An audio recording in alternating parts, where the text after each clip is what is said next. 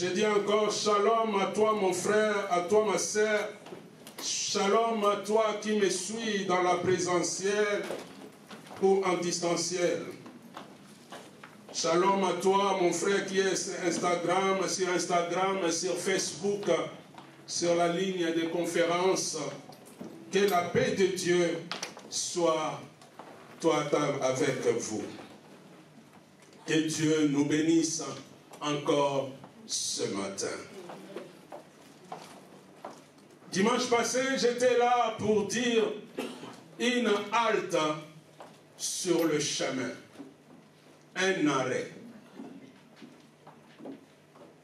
Et j'ai dit, lorsqu'il y a une halte, comment je réagis? Comment tu réagis? Parce que dans la vie, il y aura des haltes. Il y aura des temps d'arrêt. Il y aura des moments difficiles. Il y a des moments compliqués. Mais lorsque ces temps-là arrivent, comment je réagis? Et comme le frère James vient de dire, j'étais agréablement surpris ce matin de voir mon fils là. J'ai dit, ça c'est la marque d'un serviteur.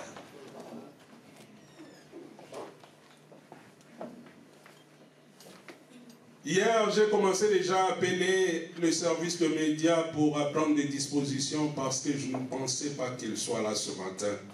Pas parce qu'il ne voulait pas, mais parce qu'il y a des responsabilités au niveau de la famille. Mais il a fait un choix ce matin. Il a dit, mon choix, j'étais programmé. Je suis dans le programme. Je dois honorer le programme de Dieu. Laisse que Dieu honore tes programmes, mon fils. Laisse que Dieu honore tes projets. Laisse que Dieu te bénisse. Et Dieu visite encore la famille. Lorsqu'il y a une halte, il y a un arrêt, quelle sera ma position? Qu'est-ce que je vais penser? Qu'est-ce que je vais faire? Quelle leçon je vais apprendre? Mais aujourd'hui, je viens pour dire, s'il y a un arrêt, s'il y a une halte, un arrêt, c'est que je dois décider, ou bien je continue à avancer, ou bien je recule, ou bien je reste sur place.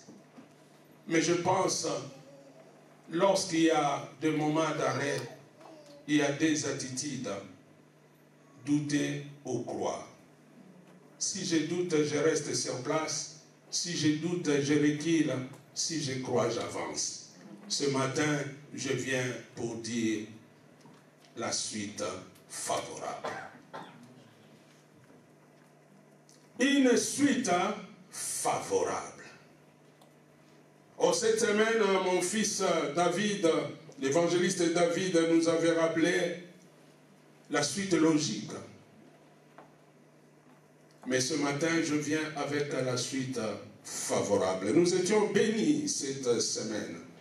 Le mercredi, même moi-même, écouter mon fils nous parler de tout ce qui est logique. Lorsque tu invites Jésus dans la maison, il devient le commandant. Lorsque tu invites Jésus dans ta vie, c'est que tu dois l'inviter aussi dans ta maison. C'est logique. C'est des choses qui sont normales. C'est ça la vérité. C'est ça la réalité aussi des choses. Lorsque tu invites Jésus dans ta maison, Jésus va faire les tris, c'est logique. Lorsque tu invites Jésus, Jésus prend le bâton de commandement. Parce que ce n'est pas l'inférieur qui bénit les supérieurs, mais les supérieurs qui bénissent l'inférieur. Lorsque Jésus arrive dans la maison de Jairus, automatiquement Jésus devient le maître de la maison. Tout comme quand tu invites Jésus chez toi, j'invite Jésus chez moi, il devient le maître. Il devient celui qui a le bâton de commandement. Oui, logique, c'est ce qui est normal, c'est ce qui est inévitable, c'est ce qui est réel, qui peut être une réalité. Mais aujourd'hui, je viens parler de la suite favorable. Parce que ce qui touche à ce qui est favorable demande la faveur. C'est ce qui ressort de la faveur. Ce n'est pas quelque chose, c'est des choses qui peuvent être même illogiques, hein, mais qu'on reçoit de la part de Dieu.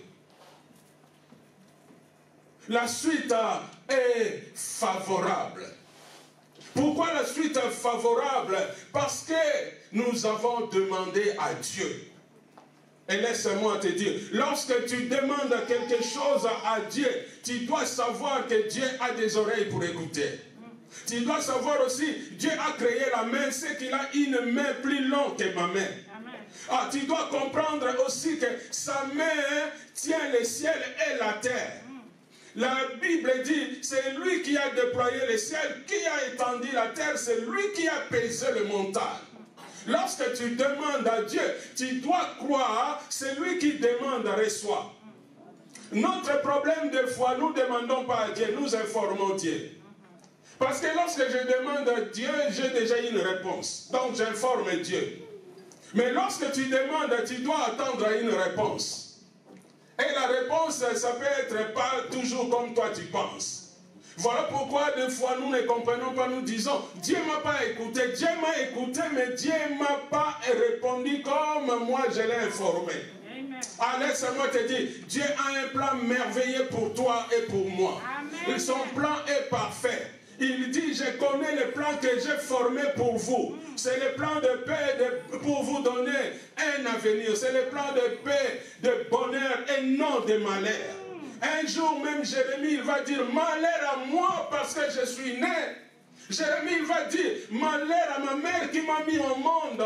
Je ne prête pas quelque chose de quelqu'un, j'en prête pas. Mais tout le monde m'en vèle.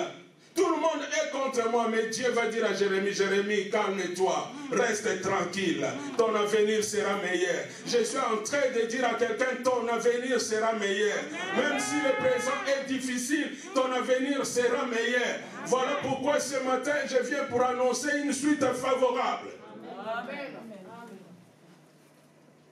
Nous allons prendre l'évangile de Luc au chapitre 8. Évangile de Luc au chapitre 8 à partir du verset 49. Évangile de Luc chapitre 8 verset 49. Luc chapitre 8 verset 49.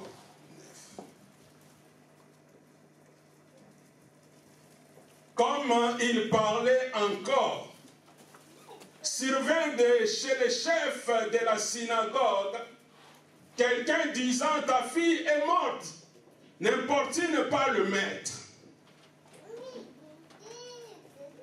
Nous continuons. Verset 50. Mais Jésus ayant entendu cela, dit au chef de la synagogue, ne crains pas, crois seulement, et elle sera sauvée. Jésus arrêtait. Jésus interrompit. En ce moment qu'il parlait à cette femme qui saignait pendant 12 ans, qui venait d'être guérie. Et voilà une interruption. Il y a eu quelqu'un de la maison de Jaïrus qui arrive pour dire à Jésus, arrêtez d'importuner le maître. Arrêtez d'embêter le maître. Arrêtez de parler au maître. Parce que ta fille, elle est morte. Donc ce n'est pas la peine. La Bible dit, Jésus entendit. Lorsque les gens parlent, Jésus attend. Jésus écoute. Et Jésus a entendu. Au lieu que Jésus s'apitoie à Jaïrus pour avoir pitié, mais une pitié méprisable en pleurant avec, mais voilà, Jésus va changer l'atmosphère. Jaïrus qui est allé chercher Jésus, il avait déjà dit à Jésus, ma fille, elle est mourante. Matthieu, il dit, elle est mourante. Marc, il dit, elle est à l'extrême. Elle est à l'extrême. Marc et Matthieu, ils ont dit à Jésus, viens, impose-lui la main et elle sera sauvée. Ils n'ont pas dit, elle sera guérie. Elle sera sauvée. Laisse-moi te dire, sauver et guérir, c'est des choses différentes. Tu peux être guéri dans ton corps, mais ne pas être sauvé. Mais tu peux être malade dans ton corps et être sauvé. Parce que le salut, c'est le salut de l'âme. Ça peut se manifester dans le corps. Mais Jairus a demandé le salut. Il a dit, pose-lui la main et elle sera sauvée. Il y a un des évangélistes qui ajoute encore, pour qu'elle vive. Elle ajoute pour qu'elle vive. Parce que lorsque quelqu'un a reçu le salut, c'est ce qui est la guérison de l'âme. Voilà pourquoi hier, quand j'ai entendu la nouvelle de papa qui nous a quittés, papa Alexis, le papa de Daniel, j'ai appelé maman, j'ai pris le téléphone. Je n'ai pas commencé à parler de beaucoup de choses, j'ai demandé qu'on prie. On a remercié Dieu. J'ai dit juste, on a prié, Dieu a donné le salut. Dieu a sauvé. Dieu nous a donné le temps d'accompagner papa jusqu'à partir. J'ai appelé mon fils, j'ai dit, sois un homme. Personne ne peut nous voler la prière. Nous avons prié, Dieu a exaucé. Nous avons demandé la guérison du corps, mais Dieu a donné la guérison de l'âme. Oui, Jairus avait demandé le salut. Et voilà la personne qui arrive, qui vient encore ajouter quelque chose, faire un commentaire à quelque chose que Jésus avait déjà, et Jairus avait déjà adressé à Dieu. Il avait demandé le salut. Il avait demandé que sa fille soit sauvée. Mais j'aime Jésus, qui ne va pas s'apitoyer à la situation de la fille de Jairus, comme beaucoup qui ont fait. Dès qu'il y a quelqu'un qui est dans une situation de tristesse, il vient encore pleurer, maintenir la personne dans cette situation. Mais Jésus va changer les choses. Jésus va faire trois choses qui m'ont beaucoup touché. Remets-moi le verset 50. Trois mots que Jésus a adressés à Jairus qui m'ont beaucoup touché. Et ces trois mots, je vais te dire, tout au long de ta marche, lorsqu'il y aura des moments difficiles, envers ton frère, envers ta sœur, tu dois faire ces trois choses. Verset 50. Mais Jésus ayant entendu cela, Jésus est au courant de la situation. Il est dans les démarches d'aller jusqu'à la maison de Jairus pour répondre aux besoins de Jairus parce que Jairus l'invite à la maison. Mais voilà une nouvelle qui s'ajoute, qui va accabler Jairus, qui va mettre Jairus en difficulté, qui va faire frustrer, faire souffrir encore Jairus. Mais Jésus va commencer par lui dire, ne crains pas. Aujourd'hui, je dis, lorsque tu vois ton frère, ta sœur dans une situation difficile, tu vas commencer toujours par une parole de consolation. Nous, des fois, on vient avec une parole qui écrase encore la personne. Ou des paroles de jugement. Nous ne devons pas voir de jugement à quelqu'un qui souffre, à quelqu'un qui est en difficulté. Lorsque je vois mon frère, ma soeur passer par des moments difficiles, je dois avoir toujours une parole de consolation. Jésus va manifester son amour, son affection par cette parole. Ne crains pas. Et il va ajouter encore, crois seulement.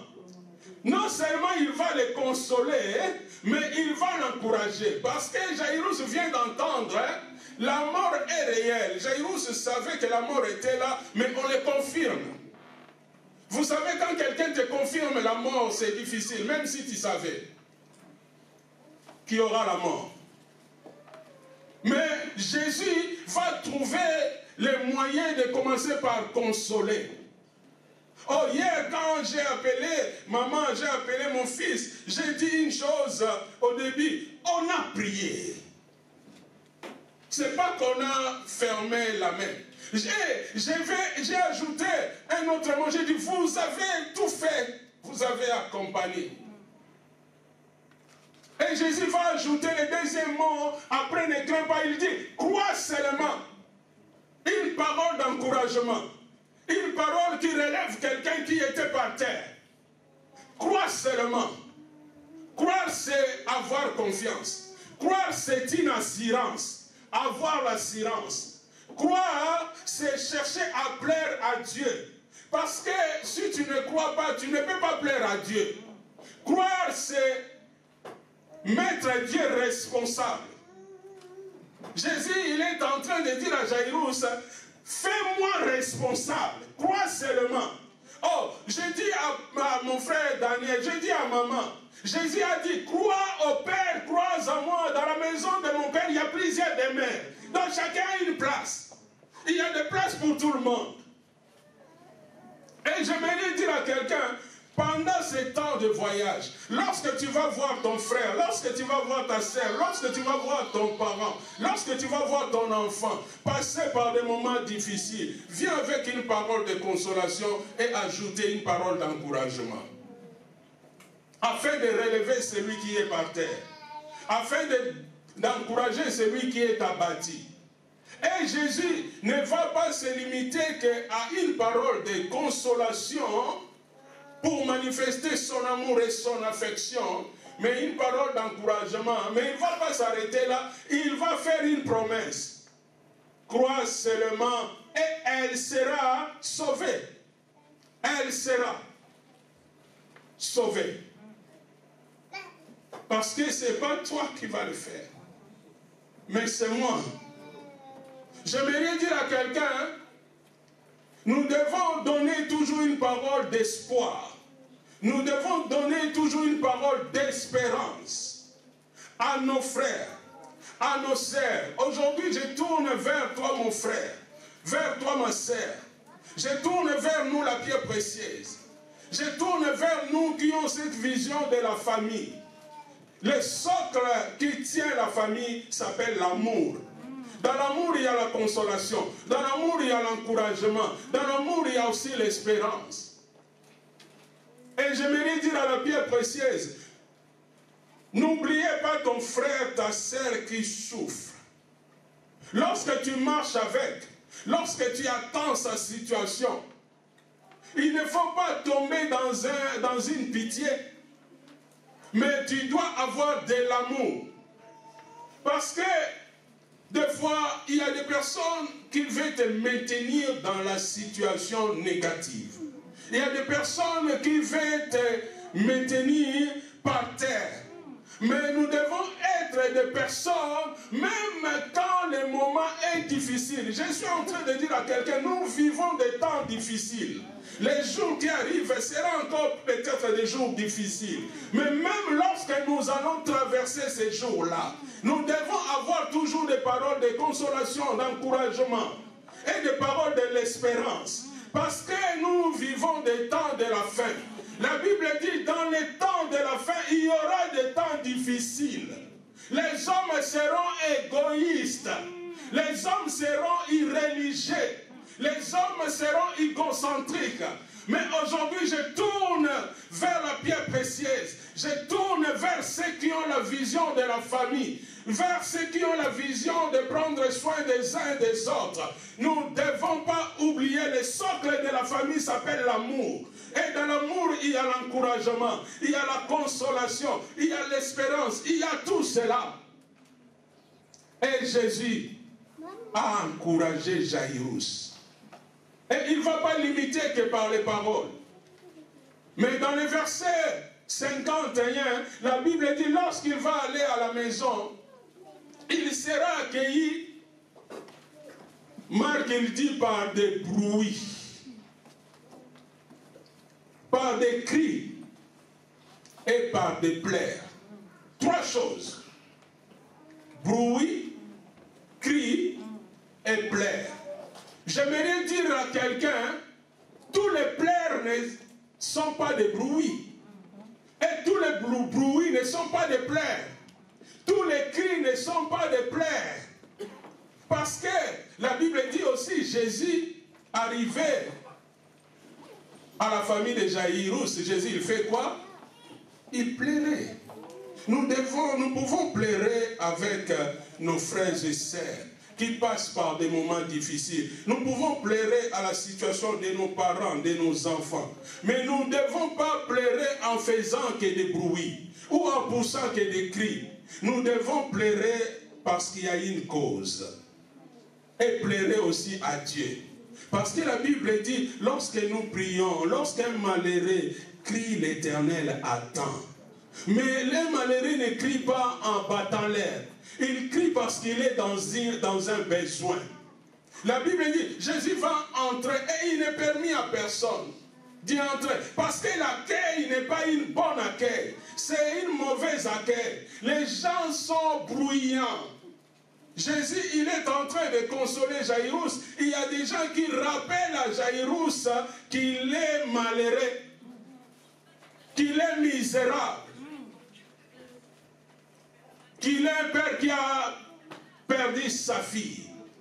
Les gens pleuraient, non seulement pleuraient de compassion, non seulement pleuraient d'amour, mais pleuraient de pitié.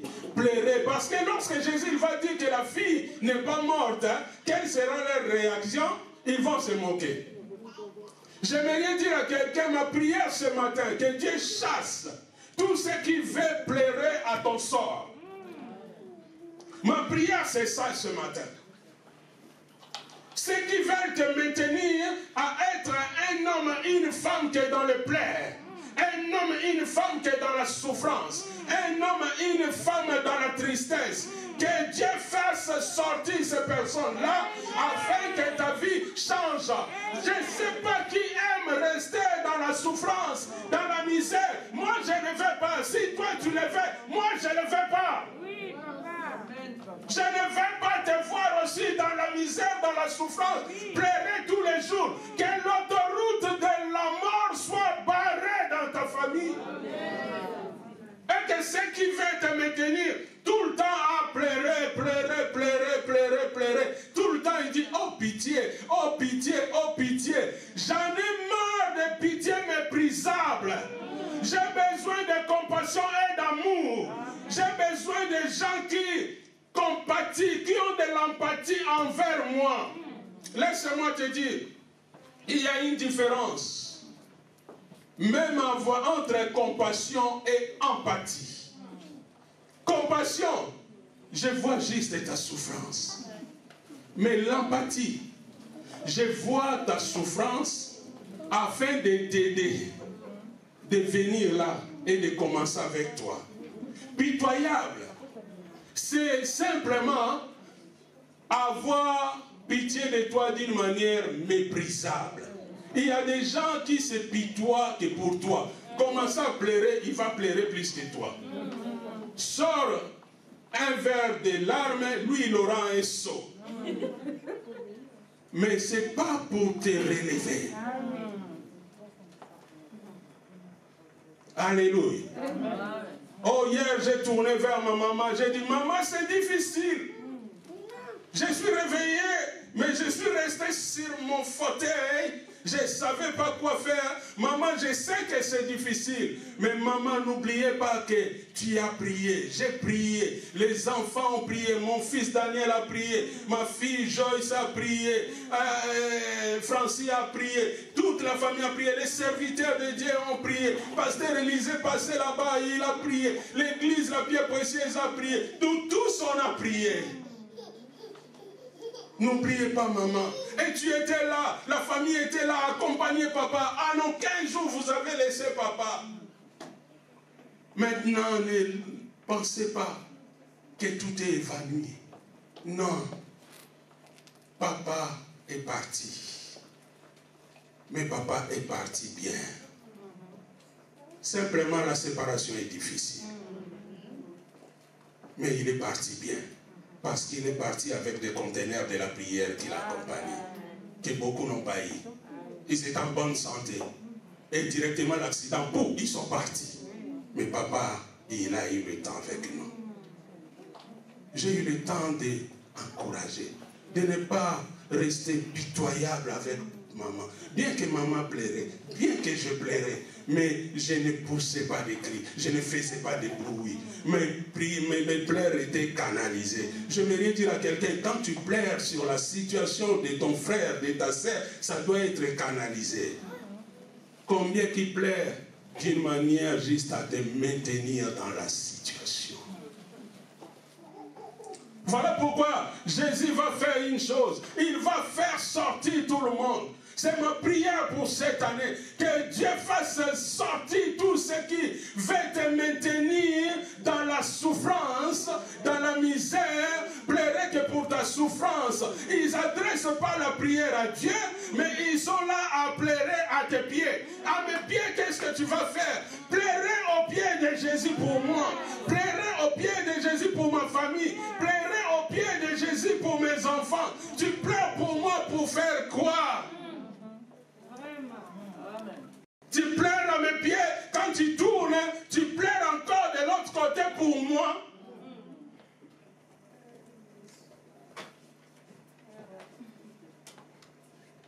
Que Dieu fasse sortir toutes ces personnes. Est-ce qu'il y a quelqu'un qui veut que Jésus fasse sortir tout le monde? J'aimerais dire à quelqu'un que Jésus va faire les tri dans ta vie. Il va mettre sur ton chemin des personnes qui te relèvent. Dans ta souffrance, ils sont là pour t'encourager. Et quand tu dors, ils sont là pour te réveiller. Quand tu es abattu, ils sont là pour te relever. Il n'a pas besoin de personnes qui te maintiennent. Oh, attends, je vais t'ajouter encore une couette. Comme ça, tu restes par terre. Les jours passent, les années passent, tu restes ainsi. Moi, je ne veux pas rester ainsi. Les années changent, ma vie doit changer. Les années évoluent, ma vie doit évoluer. Les années s'ajoutent, ma vie doit grandir. Je dois marcher de gloire en gloire. Oh là là là, ce que le Seigneur m'aide. Je dois marcher de gloire en gloire. D'élévation en élévation. De récit en récit. Oh, je ne dois pas rester par terre. Parce que même lorsque Jésus va entrer dans le temple, il y a une femme courbée. Jésus n'a pas dit, oh c'est bien, ça fait longtemps que tu es à l'église, c'est bien que tu restes là. Jésus va lui donner la main. Il va dire, lève-toi. Tu te rends compte que Jésus arrive dans cette maison. Il va entrer avec Jairus. Ça m'a touché. Avec le père, avec la mère, et le père et la mère qui voyaient leur enfant jouer, et l'enfant il est inerte. Il ne bouge plus. J'imagine encore quand mon fils hier est à la morgue, voir papa inerte. Vous croyez que c'est facile? Non. Moi j'ai fait des mises en bière. Tout le temps. C'est pas facile. De voir la personne qui roule avec sa voiture, la personne qui rigole avec toi, qui mange avec toi au restaurant, inerte. C'est facile. Mais Jésus va entrer. Jésus ne va pas pleurer. Jésus va donner la main. J'aimerais dire à quelqu'un, ne sois pas de ceux qui pleurent sur le sort des autres, mais sois de ceux qui donnent la main pour relever les autres. Si tu es à côté de quelqu'un, tu ne peux pas lui donner la main, check simplement, pour dire que je vais te donner la main. Check quelqu'un. Fais juste que je vais te donner la main. J'aimerais dire à la pierre précieuse, donnons-nous la main. C'est du bon sens? Donnons-nous la main. Soutenons-nous les uns les autres. Jésus va donner la main à cette fille. Il va donner la main. Qui est prêt à donner la main à toi? Il te voit déjà comme un mort. Il te voit déjà comme un malheureux. Comment il peut te donner la main? Il peut te pleurer sur toi. Mais laisse-moi te dire, leurs larmes est nihilée sans effet. Leurs cris est nihilé sans effet. Cette année, tu seras relevé. Si lui que Dieu a mis à ton côté, il ne te soutient pas, Dieu lui-même descendra pour te soutenir.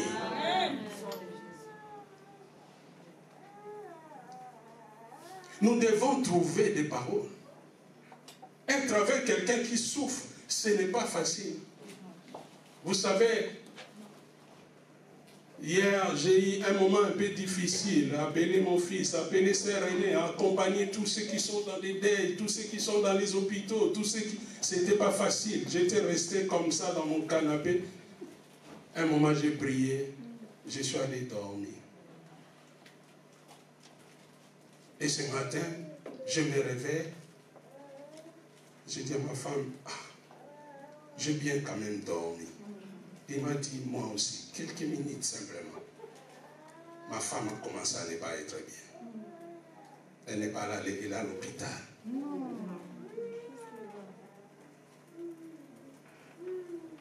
Vous croyez c'est facile? Non. Mais j'ai dit, allez viens. J'ai prié. J'ai imposé la main. J'ai prié pour ma femme. J'ai dit, la mission m'appelle, mais je ne te laisse pas. J'ai prié pour toi, soigne-toi, je vais au service.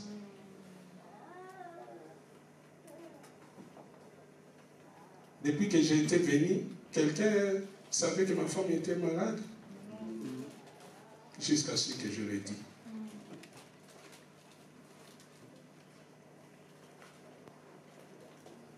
J'aimerais dire à quelqu'un, la bien précieuse, mon frère, ma soeur, toi qui me suis sur Instagram, sur Facebook, sur la ligne de conférence, ne sois pas de cette association des hommes, des femmes qui sont là à colporter que des situations de personnes, à pleurer que sur la misère des personnes, mais sois de ceux qui font partie de la famille.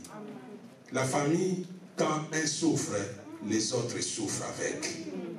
Quand un pleure, les autres pleurent avec. Quand un est dans la joie, les autres sont dans la joie avec. J'aimerais dire à quelqu'un, tout au long de cette année, ne sois pas de ceux qui font partie des pitoyables, de ceux qui sont là juste à pleurer à la misère des autres. Car ce que tu sèmes là, tu vas le moissonner. Les gens vont pleurer aussi sur ta misère. Je ne suis pas prophète de malheur, mais je suis prophète de la vérité. Amen. Mais soyons de ceux qui se soutiennent. Nous vivons des temps difficiles. Nous vivons des choses difficiles. Ne cherchez pas à accabler ton frère. Ne cherchez pas à mettre encore en difficulté ta sœur, mais soutenons-nous les uns les autres. Lorsque l'un pleure, que nous soyons là pour trouver des mots, pas pour le mettre encore en difficulté, pas pour lui rappeler qu'il a péché, pas pour lui rappeler qu'il est maudit, pas pour lui rappeler qu'il n'a pas bien fait, mais de chercher à comprendre, à pallier à cette souffrance. Oh, peut-être moi je suis bien, mais celui qui est à côté de moi, lorsque je vais entendre que quelqu'un a échoué dans son examen, je vais dire qu'il n'a pas bien étudié. Lorsque je vais apprendre que quelqu'un a été rejeté d'un dossier, je vais dire que parce qu'il est maudit.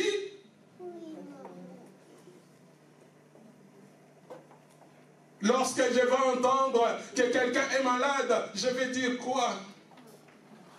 Ou à celui qui pleure. Mais laisse-moi te dire, si nous nous soutenons les uns les autres, nos échecs deviendront des échelles. Nous allons progresser, nous allons avancer, la suite sera favorable. Voilà pourquoi ce matin je viens pour dire la suite sera favorable. Ce qui va venir sera favorable parce que nous sommes de ceux qui demandent l'aide d'en haut. Les soutiens d'en haut. J'aimerais dire à quelqu'un, aucune situation, aucun problème ne dépasse Dieu. Dieu, il est capable de répondre à tous nos besoins. Et il dit, tout est possible à celui qui croit. Amen. Et la Bible dit, crois et tu seras sauvé. Toi et ta famille. La Bible ne dit pas seulement toi, mais toi et ta famille. Sois dans l'équipe de ces 4 hommes qui vont prendre les paralytiques, qui vont l'amener vers Jésus. Même si le toit est fermé, ils vont chercher à le passer quand même par le toit. Est-ce que la pierre précieuse a encore cette dimension? Est-ce que moi j'ai encore cette dimension pour mon frère? Est-ce que toi tu as encore cette dimension pour ta sœur? Ou bien tu es là tous les jours à pleurer. Dans ta bouche, c'est ta sœur, c'est ton frère. C'est bien. Mais de quoi tu parles? Qu'est-ce que tu dis? Quelle information que tu donnes? Tu fais du bruit? Tu cries ou tu pleures? Jésus va entrer dans la maison de Jairus. Il va sortir ceux qui font du bruit. Ils vont sortir ceux qui font des cris. Et il va s'attaquer à la situation. Bien-aimés, nous devons attaquer la situation et non nos frères et sœurs. Nous devons attaquer le problème et non nos frères et sœurs. Nous attaquons les personnes, nous laissons la situation. C'est comme chaque jour. Parce que la maison est sale, nous enlevons l'étoile d'araignée, mais nous laissons l'araignée. Tu vas le faire chaque jour. Mais le jour que tu vas attaquer l'araignée, tu vas régler le problème. J'aimerais dire à quelqu'un, soyons unis, soyons forts, soyons ensemble. Nous sommes une famille. Il y a quelqu'un qui dit, quelle est belle la famille. Quelle est belle la famille de Dieu. Quelle est belle. Quand l'un tombe, les autres sont là pour les relever. Quand l'un pleure, les autres sont là pour essuyer les larmes. Quand l'un a faim, les autres ils sont là pour lui donner à manger. Aujourd'hui, je viens pour dire à quelqu'un, la suite est favorable. Il y a la faveur de Dieu. Nous avons la faveur de Dieu. C'est que nous devons faire miséricorde. C'est que nous devons accorder faveur. C'est que nous devons faire grâce comme Dieu nous a fait grâce. Des fois, nous traitons les uns les autres comme lui déjà, Dieu l'a disqualifié.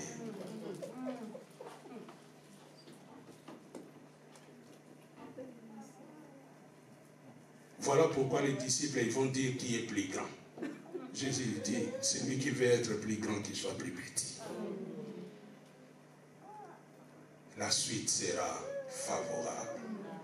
Si nous voulons que 2021 soit une année bénie, une année de grâce, nous devons vivre avec un cœur bien disposé, un cœur plein d'amour. L'amour doit être le socle de notre famille. Parce que dans cet amour, il y a la consolation, il y a l'encouragement, il y a l'espérance, il y a le soutien, il y a l'entraide. Nous devons même porter. Jésus a donné la main, il l'a soutenu, il l'a porté. Nous devons même manifester les actes d'affection. Combien qui souffrent dans leur vie, ils n'ont jamais connu l'affection. Les parents, et c'est un enfant non désiré. Il vient dans le monde, on lui a dit ça en face. Et il commence à grandir, les parents l'ont abandonné. Et il souffre. Et Dieu a mis cette personne à côté de toi. Toi, tu lui fais encore pareil. Blessure sur blessure. Or, Jésus il dit, je suis venu pour guérir les cœurs brisés. Si le cœur est brisé, c'est que le cœur est en morceaux. Il dit, je suis venu pour rassembler ce cœur. Bien-aimés, nous avons du travail. Est-ce qu'il y a quelqu'un qui peut dire, nous avons du travail? Parce qu'à côté de nous, Dieu va mettre des personnes qui ne sont pas comme nous. Mais nous ne devons pas pleurer, se pitoyer dans leur souffrance. Mais nous devons chercher des solutions à leur situation. Laissez-moi finir par le verset 55. La Bible dit, lorsque Jésus va donner la main à cette fille, il va s'élever. Et cette fille va commencer à marcher. Nous avons un travail de donner la main à nos frères et sœurs, afin qu'ils soient debout, afin qu'ils marchent, qu'ils avancent. Mais comment aller loin si nous ne faisons pas encore un autre travail? Les soutiens que Dieu nous a demandé encore, de paître ses brebis, de nourrir les autres. Le verset 55, la Bible dit, et son esprit revient en elle. Et à l'instant, elle se leva et Jésus ordonna qu'on lui donne à manger. Bien-aimés, si nous sommes dans une famille, on les reconnaît par les repas. Si nous sommes enfants de Dieu, c'est que nous pouvons partager la nourriture. Aujourd'hui, les enfants de Dieu ne partagent pas la nourriture. Il n'y a plus la parole de Dieu. Il y a les informations qui viennent de gauche à droite, mais pas la parole. Mais laisse-moi te dire, le vrai ministère que Dieu nous a donné, les vraies missions que Dieu nous a données, étant que des enfants de Dieu, étant que des disciples de Jésus, étant que les serviteurs de Jésus, c'est de paître ses brebis. C'est de nourrir les autres. Aujourd'hui, je viens pour dire, parents, tu as la responsabilité de nourrir les enfants. Enfants, tu as aussi la responsabilité de partager ton repas avec les autres. Ne sois pas comme quand on était des petits enfants. On faisait un jet, on appelait ça goutte. Quand tu voyais quelqu'un, tu dis goutte. Donc s'il mangeait le pain devient ton pain. Mais le problème, moi je le faisais. Quand c'était les autres, goutte. Quand c'était mon tour, j'ai dit que j'étais déjà sorti du groupe. Ne sois pas ainsi. Alléluia. Nous devons partager la nourriture. La parole de Dieu, c'est la vie pour ceux qui les trouvent. C'est la santé pour tous les corps. Et nous avons cette tâche, toi et moi, tout au long de cette année, de partager la parole de Dieu. Des fois, nous partageons des situations, mais pas la parole. Des fois, nous partageons ce que nous entendons, mais pas la parole. Et surtout maintenant, nous sommes plus informés que les journalistes. Nous informons de tout, mais pas la parole. Mais ce matin, je viens pour dire à quelqu'un, la suite sera favorable. Partageons la parole. Parce que la Bible dit, Josué, il dit, que ce livre de la loi ne s'éloigne point de ta bouche. Méditez-les jour et nuit pour agir selon ce qui est écrit. Car c'est alors que tu auras du succès et des réussites. Tu veux la réussite dans ta vie? Tu veux le succès dans ta vie? Partagez la parole. Tu veux être en bonne santé? Salomon, il dit que ce livre ne s'éloigne point de tes yeux, car c'est la santé pour tous les corps. C'est la vie.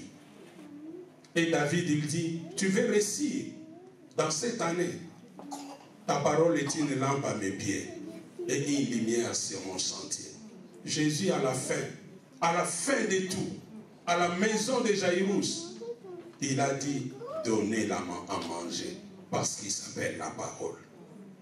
Nous devons donner à manger spirituel, mais à manger physique, matériel. Ce qu'on a à table, partager avec les autres. Qu'il n'y ait pas quelqu'un qui manque. Parce que lorsqu'on mange, on grandit. Lorsqu'on mange, on est en bonne santé. C'est pour dire, nous devons veiller à la santé spirituelle de chacun, même à la santé physique de chacun. Comment je vais dormir dans la paix au moment où mon frère souffre. Je dois lui donner la nourriture. Et pour donner la nourriture, c'est que moi-même, je dois avoir la provision. N'abandonnez pas l'église. N'abandonnez pas l'espace où tu es nourri. N'abandonnez pas l'espace où tu as la provision. Afin que toi tu donnes aussi. Ce matin, je viens pour dire à quelqu'un, la suite est favorable. Amen. Si tu veux une suite favorable, restons avec Jésus. Amen. Mangeons la parole de Dieu. Faisons aussi le travail de suite. Le travail de suite, c'est ce que Jésus nous demande. Lui, il fait avec nous. Il nous demande que nous faisons avec les autres. Il nous demande de prendre aussi soin des autres. Comme lui, il prend soin de nous. Que Dieu m'aide. Que Dieu t'aide. Afin que cette année soit une année de grâce pour toi. Une année de faveur.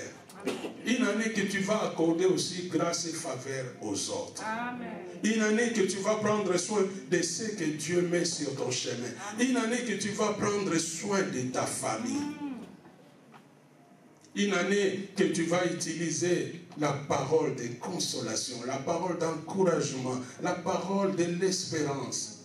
Une année que tu vas tendre la main à celui qui ne peut pas s'élever seul. Une année que tu vas relever celui qui est abattu. Une année que tu vas réveiller celui qui dort. Tu vas donner la main. Une année que tu vas venir au secours de celui qui tombe. Une année que tu vas partager les repas. Une année que tu seras content.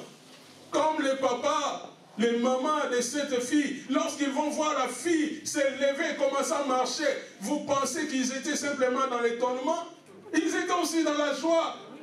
Une année que je vais me contenter de la marche de mon frère, de la bénédiction de mon frère. Je ne serai pas là pour critiquer sa bénédiction, douter de sa bénédiction. Parce que même si tu doutes, quand Dieu le bénit, c'est une bénédiction. Et cette bénédiction n'est suivie d'aucun chagrin. Ça ne va pas changer parce que toi tu as boudé de ta bénédiction, de sa bénédiction. Ne sois pas dans cette équipe-là. Sois dans l'équipe. Quand je vois mon frère est béni, je suis béni. Amen. Quand je vois ma sœur est bénie, je suis béni. Quand je vois mon frère marche bien, je suis content. Quand je le vois tomber, je lui donne la main. La prise en charge, prendre soin, faire le travail de suite, parce qu'on a besoin, et partageons par-dessus tout la parole. Que la parole soit le socle de cette année. Les fondements de cette année, les fondements de notre vie, que ce livre ne s'éloigne pas de nous, car nous sommes la famille de Dieu. Nous nous inclinons dans la prière. Je vais t'inviter, toi qui as encore la force, parce que tu as 11 mois devant toi pour marcher. Je vais t'inviter de te lever. Toi qui arrives à s'élever. Et nous allons prier. Oui, tu vas dire à Dieu, oui, je reconnais que si je suis en vie, ce n'est qu'une grâce. Et je viens de passer un mois, ce n'est que par la grâce. C'était un mois de grâce. Et je veux que la suite de cette année soit aussi ta faveur. Je veux que cette suite soit favorable.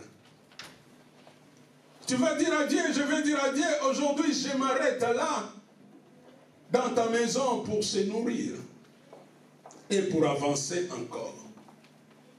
Je suis là à côté de mon frère et de ma sœur parce que nous faisons partie de la famille de Dieu. Nous ne sommes pas en guerre, nous ne sommes pas en rivalité, mais nous sommes en famille. Quelle grâce! Tu vas remercier Dieu pour toutes les grâces. Et cette grâce qui va t'accompagner. Et tu vas dire, oui Seigneur, je veux encore une grâce spéciale pour moi cette année. Que cette grâce m'accompagne.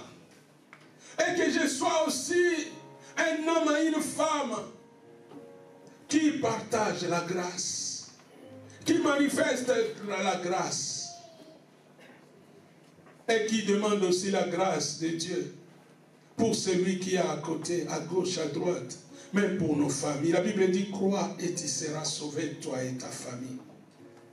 Voilà pourquoi tu vas élever la voix et je vais élever la voix et nous allons prier ensemble. Nous prions.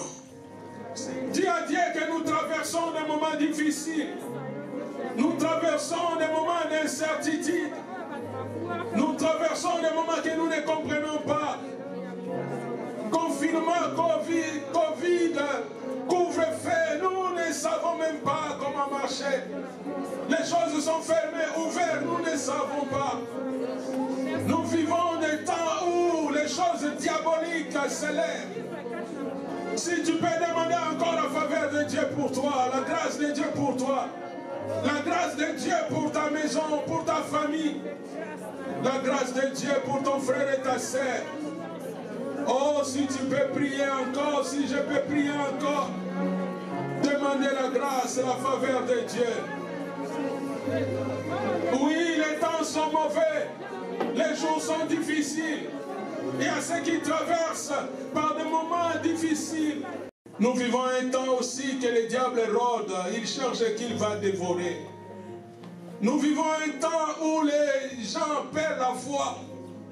Nous vivons les temps où les gens abandonnent même Dieu. Nous vivons les temps où les gens posent beaucoup de questions. Nous vivons les temps où les uns pleurent aussi. Les autres pleurent. Pleurent parce qu'ils ont perdu un être cher. Mais combien qui pleurent aussi parce qu'ils ont perdu un travail? Combien qui pleurent parce qu'ils ont perdu un projet? Combien qui pleurent? Voilà pourquoi nous allons demander encore la faveur de Dieu. Nous allons penser aussi à la famille de notre frère Daniel, de maman Marie-Jeanne, de Joyce, de Francis. Nous allons penser aussi à la famille de René qui est là en route pour le voyage pour enterrer son frère. Nous allons penser aussi à nos frères et sœurs. Nous allons penser à la santé de maman Josiane. Nous allons penser à la santé de maman Félie. Nous allons penser à la santé de tous nos bien-aimés qui sont malades. Nous allons penser à la santé de maman Dorcas, de maman Maï. Nous allons penser à la santé, à maman Maï elle-même aussi. Nous allons penser à tous nos bien-aimés. Nous allons penser aussi à notre fille Belvina, qu'elle soit en bonne santé. Nous allons penser à tous nos bien-aimés. Nous allons penser aussi à ceux qui ont perdu leur travail. Combien qui ont perdu leur travail? Comment ils vont vivre? Nous allons penser aussi à ceux qui n'ont même pas une régularisation administrative. Comment ils vont mettre les choses en place? Nous allons penser à ceux qui sont encore dans les célibats. Ils ont besoin de mariage, d'être accompagnés et vivre leur vie. Nous allons penser, tu connais des situations, je connais des situations. Si nous pouvons demander encore la faveur de Dieu, parce que Jésus a trouvé des mots pour Jairus. Si tu peux trouver une parole pour ton frère, pour ta sœur, nous prions ensemble. Alléluia.